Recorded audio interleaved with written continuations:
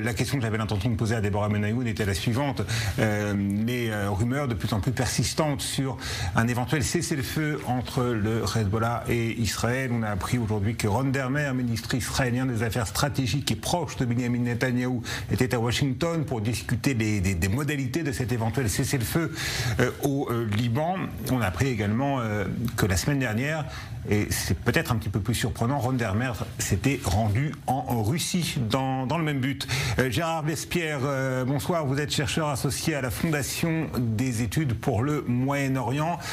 Beaucoup d'activisme diplomatique donc autour d'un éventuel cessez-le-feu au Liban. De part et d'autre, il semblerait, d'après ce qu'on lit et ce qu'on entend dans les médias, en tout cas ici en Israël, que l'on s'en rapproche. Véritablement, un cessez-le-feu au Liban est presque une probabilité. C'est un optimisme que vous partagez, Gérard Vespierre ? Probabilité, vous avez raison. Alors la prochaine question, c'est dans combien de temps. Et aussi, il faut ajouter qu'il y a un partenaire que vous n'avez pas encore eu l'occasion de citer, mais c'est l'Iran.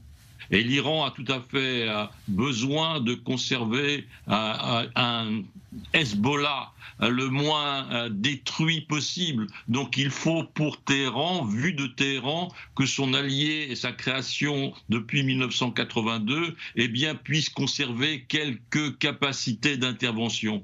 Et je crois qu'il y a aussi donc cet élément qui rentre en jeu. Les Iraniens ne seraient pas fâchés que la guerre s'arrête, que le Hezbollah ne subisse pas autant de pertes et qu'il puisse garder donc une certaine capacité vis-à-vis d'Israël, bien diminuée, bien sûr, par rapport à ce qui s'est passé depuis un an. Il y a, Gérard Vespierre, une clause de cet éventuel accord de cessez-le-feu sur laquelle Israël insiste, c'est la possibilité pour l'État hébreu d'intervenir militairement s'il s'avère que le Hezbollah ne respecte pas les termes de cet hypothétique à ce stade accord de cessez-le-feu. Est-ce que le Hezbollah, est-ce que l'Iran peuvent aller jusqu'à accepter ce genre d'exigence de la part d'Israël ?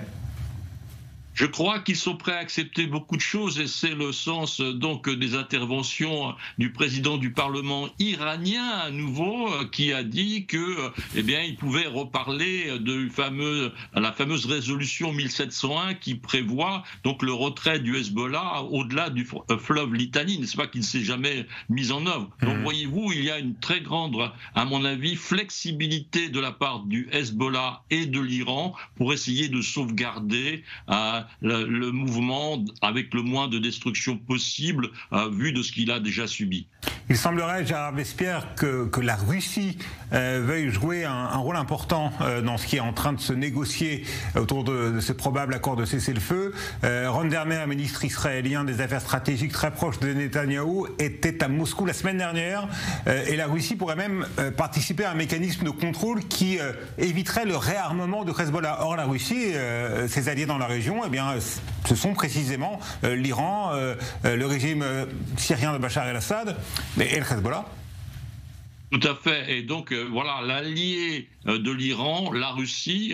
La Russie reçoit du matériel militaire de l'Iran dans sa guerre contre l'Ukraine. Bon, tout cela est bien identifié. Donc, il y a des rencontres très régulières à haut niveau entre les dirigeants russes et iraniens. Donc, la Russie aiderait son allié de circonstance, l'Iran, à maintenir le Hezbollah avec une certaine forme de capacité militaire et tout en contrôlant de participants à cette situation et au contrôle et à la mise en œuvre de cette résolution internationale. Donc il y a une certaine logique dans cette architecture entre Téhéran, Moscou et Beyrouth.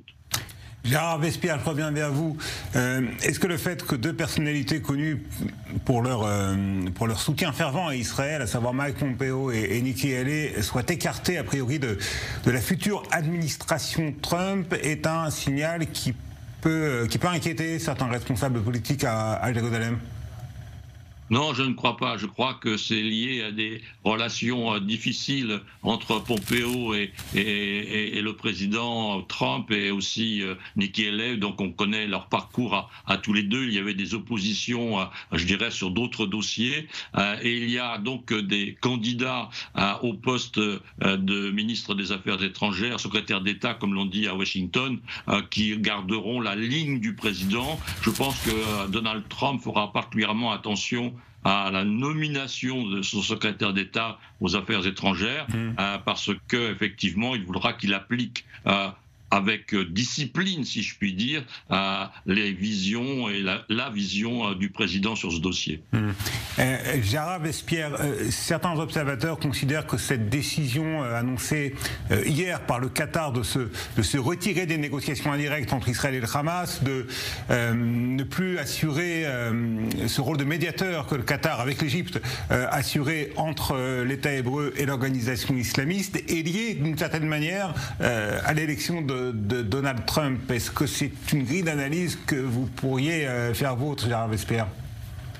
Écoutez, je crois qu'il y a effectivement des priorités qui s'établissent et à nouveau à partir de Téhéran. N'oublions pas que le grand architecte est iranien, n'est-ce pas? Et donc, s'il y a un écart qui se crée entre le Qatar et le Hamas, à qui profite-t-il? Est-ce que cela laisse plus de possibilités à l'Iran de prendre financièrement aussi la place du Qatar, n'est-ce pas, qui assurait les subsides auprès de ce mouvement-là? Donc il y a toujours un jeu d'équilibre entre les différents partis qui interviennent dans le conflit, et je crois qu'effectivement, s'il y a ce recul du Qatar, ça veut dire que le Hamas n'est pas forcément très avancé dans les négociations potentielles de paix, au contraire de ce qui se passe au nord avec le Hezbollah. Oui. Ce retrait, c'est une manière pour le Qatar de faire pression sur le Hamas, ou c'est une manière d'envoyer un signal en quelque sorte à l'administration américaine pour qu'elle fasse pression sur Israël, puisque si l'on en croit les dirigeants qataris, eh bien Israël et le Hamas ont le même degré de responsabilité dans l'échec des pourparlers.